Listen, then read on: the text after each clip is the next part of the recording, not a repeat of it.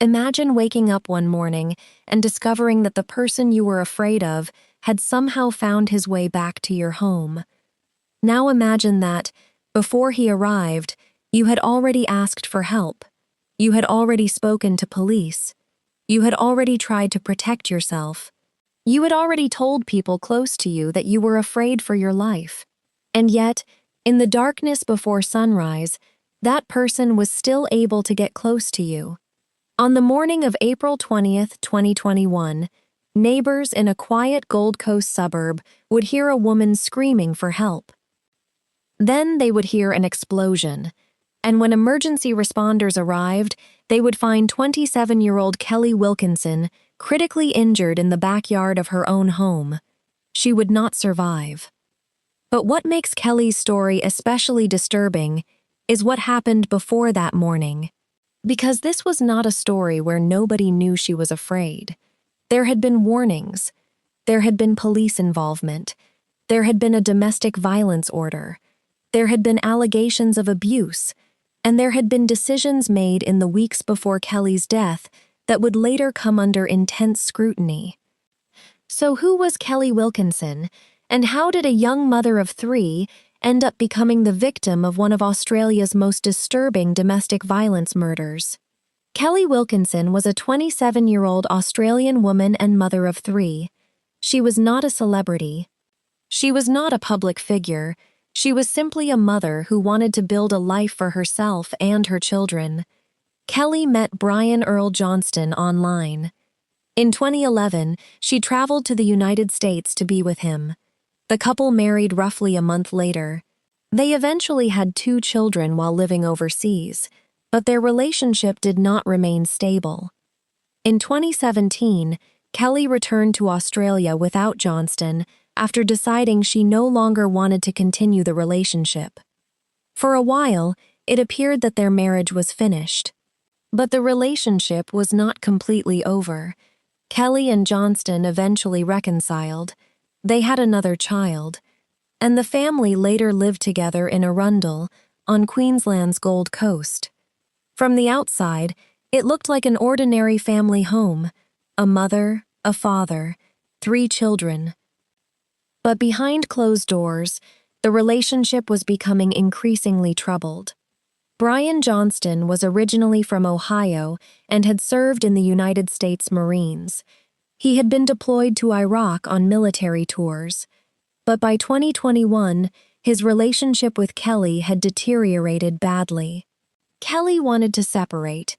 Johnston had moved out of the family home, and according to evidence later presented in court, Kelly had become increasingly frightened of him.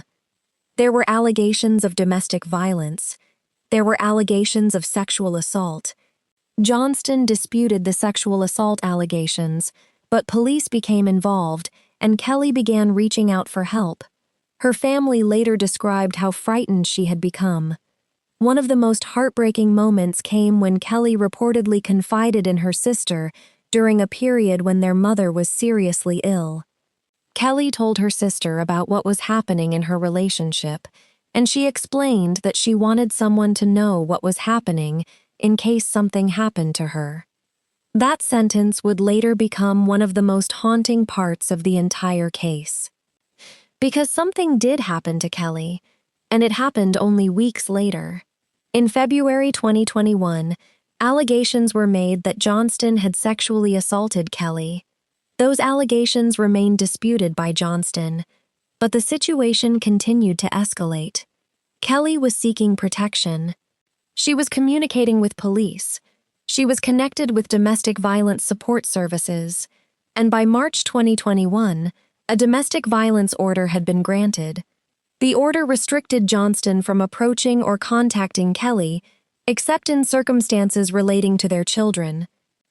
On paper, Kelly now had legal protection, but fear does not disappear simply because a piece of paper has been issued. Kelly remained frightened.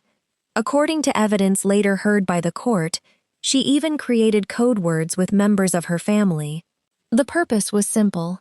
If she ever sent one of those words, her family would know that something was wrong, that she was unsafe, that she needed help. It was a warning system created by a woman who believed she might be in serious danger. And then came another major development. Johnston was charged over allegations involving Kelly and was granted bail with conditions restricting his contact with her. Later, that decision would become one of the major issues examined in the aftermath of Kelly's death, because the question would become unavoidable. If authorities already knew about the allegations, if Kelly had already asked for protection, if a domestic violence order was already in place, how did Johnston still end up close enough to reach her? Then came April 2021. The relationship was over. Johnston was no longer living in the family home. Kelly was trying to continue her life with her children, but according to the evidence presented during the later court proceedings, Johnston was not simply accepting the separation. On April 19th, he began preparing for what would happen next. The evidence showed that he prepared a camouflage bag. Inside were items including knives, rope, duct tape, and other materials. A 20-liter jerry can would later become another important piece of evidence. These preparations would become central to the prosecution's case. Johnston's lawyers later argued that he had not gone to Kelly's house intending to murder her. The argument was that he intended to restrain her and force her to watch him take his own life. But at sentencing, Justice Peter Applegarth rejected that explanation. The judge found that the crime involved clear planning and premeditation, and while Kelly was inside her home, Johnston was preparing to go there. Another man would soon become part of the story. His name was Bradley Bell. Bell was a colleague of Johnston. The prosecution later alleged that Bell helped Johnston in the lead-up to the murder. The allegation was that Bell drove Johnston toward Kelly's home and helped him obtain fuel. Bell denied knowing what Johnston intended to do. That disagreement would eventually become the center of Bell's own criminal trial. But first, we need to go back to the early hours of April 20. Johnston had spent the night with Bell at a campsite. In the early hours of the morning, Johnston asked Bell to drive him. The vehicle began moving toward Kelly's neighborhood. At one point, they stopped at a petrol station. A 20-liter jerry can was filled with fuel. The journey continued. According to evidence presented in court, Johnston was dropped near Kelly's street shortly before 4 in the morning. Think about that moment. It was still dark. Most people in the neighborhood were asleep. The streets were quiet. Kelly was inside her home, and somewhere nearby was the man she had been trying to protect herself from. Johnston now had access to the neighborhood, and within a few hours, everything would change. At around 6:30 in the morning, neighbors heard a woman screaming for help. One neighbor later recalled hearing desperate cries. Then came an explosion. Emergency services were called. Police, firefighters, and paramedics rushed toward the property. And when they arrived, they found Kelly in the backyard. She had suffered catastrophic injuries. She had been stabbed multiple times and then set on fire. Johnston was also found nearby with serious burns. Kelly could not be saved. She was 27 years old, a daughter, a sister, a mother of 3, and within a matter of minutes, her children had lost their mother forever. The crime scene shocked investigators. The evidence showed that this was not simply a spontaneous argument. There had been preparation. There had been transportation. There had been fuel. There had been weapons. And there had been a journey to Kelly's home. A post-mortem examination later found that Kelly had suffered 8 stab wounds to her neck, shoulder, and arms. Her official cause of death was determined to be the effects of the fire.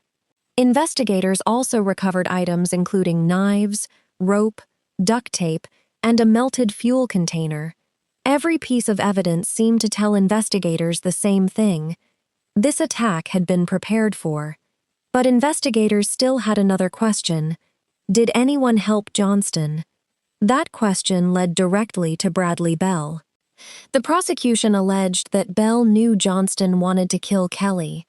They argued that he helped Johnston by driving him toward Kelly's home and helping obtain the fuel. The prosecution also presented evidence that Bell had made statements to police, suggesting he knew Johnston wanted to tie Kelly up and burn her. But Bell later told the jury that those statements were lies. He said he had been frightened. He said he was trying to help himself. And he claimed that he did not actually know what Johnston intended to do. The court heard that Bell initially gave police an account that placed him away from the scene. But CCTV footage later showed his vehicle in the area. He eventually admitted driving Johnston. The prosecution argued that Bell's actions showed he was helping Johnston carry out his plan. The defense argued that Bell did not know what Johnston was going to do. The jury had to decide whether the prosecution had proven beyond reasonable doubt that Bell knew or expected Johnston's intentions. Johnston himself eventually took the witness stand during Bell's trial. He admitted that he had killed Kelly. But he said he did not remember all the details of the attack. Bell's trial became a separate chapter in the case. In September 2024, after hearing evidence from both sides, the jury reached its decision. Bradley Bell was found not guilty of both murder and manslaughter. He was released from custody after spending more than 3 years in jail. The verdict meant that Bell's criminal responsibility was not established beyond reasonable doubt. But Brian Johnston's case was very different. Johnston had already accepted responsibility for Kelly's murder. In February 2024, he pleaded guilty to 1 count of murder. The guilty plea meant that the case would not go through a full murder trial. Instead, the court moved toward sentencing, and in March 2024, Johnston was sentenced to life imprisonment. He would not be eligible for parole until he had served at least 20 years.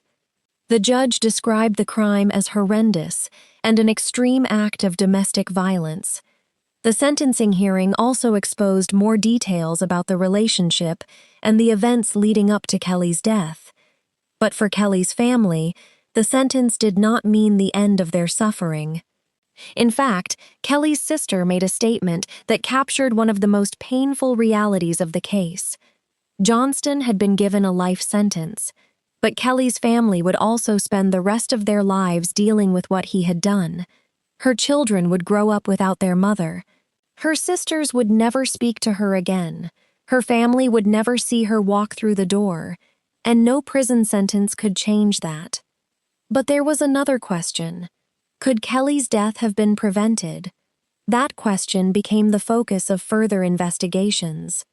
After Johnston's guilty plea, authorities continued examining how Kelly's situation had been handled. The Domestic and Family Violence Death Review and Advisory Board opened an investigation into whether systemic failures had contributed to her death. Then, years later, the case returned to public attention through a coronial inquest. In 2026, a coronial inquest examined police interactions with Kelly and Johnston in the weeks before the murder. The inquest examined what police knew, when they knew it, what Kelly had told them, and what decisions had been made. One of the most important issues was Johnston's bail. The inquest heard evidence that Johnston had been charged with rape and had been granted station bail. A former police detective who reviewed the response told the inquest that station bail should not have been granted and that Johnston should have been held to appear before a magistrate. That decision became significant because Kelly was murdered only days later, but there was an even more disturbing development. In March 2026, as the coronial inquest was nearing its final submissions, Kelly's family raised a new allegation. According to the allegation presented to the coroner, Kelly had gone to Southport Police Station with her sister 4 days before her murder. She reportedly wanted to hand police a printed copy of text messages that had previously been requested. But according to her family's lawyer, Kelly returned to the car only moments later. She allegedly said that front desk police staff had turned her away and told her, in words to the effect of, "Cool off and give Brian a break." It is important to understand that this was an allegation raised during the inquest and required further investigation. It was not presented as a final court finding. But because the allegation concerned what may have been Kelly's final interaction with police before her murder, the coroner decided the matter needed further examination. The inquest was adjourned. And suddenly, even 5 years after Kelly's death, important questions remained unanswered. What happened at that police station? Was Kelly turned away? What did she want to report? Did she hand over the messages? And if she was seeking help, was that opportunity missed? These questions matter because Kelly's story was not one where there were no warning signs. There were warning signs. There were allegations. There was fear. There was police contact. There was a protection order. There were support services. There were family members who knew Kelly was afraid. And there was a man who was already facing serious allegations involving her. Yet on April 20th, 2021, he was still able to get close enough to kill her. That is what makes this case so difficult to forget. Because when we look backward, the warning signs seem obvious. But the real question is, what happened when those warning signs were appearing in real time? Could someone have intervened? Could a different decision have changed the outcome? Could Kelly have been protected? There may never be a single answer. And that is why the investigation into the police response matters. Because Kelly cannot speak for herself anymore. Her family has had to carry the questions. And her children have had to carry the consequences. Brian Earl Johnston is now serving a life sentence for Kelly's murder. Bradley Bell was acquitted of murder and manslaughter. And the coronial investigation into the events before Kelly's death has continued to examine the actions and decisions that came before that terrible morning. But none of those legal outcomes can change what happened to Kelly. She was 27. She had 3 children. She had a family who loved her. She had a future. And according to the evidence, she had been trying to escape a relationship that had become dangerous. She had tried to protect herself. She had tried to get help. She had warned people. And she had taken legal steps to keep herself safe. Yet the final morning still came. And perhaps the most disturbing part of Kelly Wilkinson's story is not simply what happened in her backyard. It is everything that happened before the attack. The fear, the warnings, the allegations, the protection order, the police interactions, the bail decision, the attempts to seek help, and the questions about whether any of those moments could have been handled differently. Kelly's story also forces us to think about something much larger than one criminal case. Domestic violence does not always begin with a murder. It can begin with control, with intimidation, with threats, with isolation, with someone slowly becoming afraid inside their own home. And sometimes, by the time the danger becomes obvious to everyone else, the victim has already been living with it for months, or even years. Kelly had reached the point where she was telling people she was afraid. She had taken steps to protect herself. But protection only works if it reaches the person who needs it before the danger arrives. And in Kelly's case, it did not. Her children will never have the chance to ask their mother about the small moments of their childhood. They will never hear her answer. They will never see her become older. They will only have memories, photographs, stories told by family members, and a permanent absence where their mother should have been. Her family will continue to remember the woman she was before the headlines, before the courtroom, before the police tape, before the tragedy. Kelly was a daughter, a sister, a wife, a mother, and a person whose life was much bigger than the crime that eventually defined the headlines about her. So now, I want to leave you with 2 questions. If someone repeatedly tells authorities that they are afraid for their life, if they ask for protection, if there is already a history of domestic violence, and if the person they fear is still able to get close enough to them, at what point should that fear be treated as an emergency? And after hearing everything that happened before Kelly Wilkinson's death, do you believe more could have been done to protect her? Or do you believe that some decisions are only easier to judge because we already know how the story ended? Tell me what you think in the comments, because Kelly Wilkinson's story is not just a story about one murder. It is a story about warnings. It is a story about fear. It is a story about the moments before a tragedy, when there may still be time to change the ending. And sometimes, the most important warning a person can give is the simplest one: I'm afraid. The question is, did anyone hear Kelly loudly enough?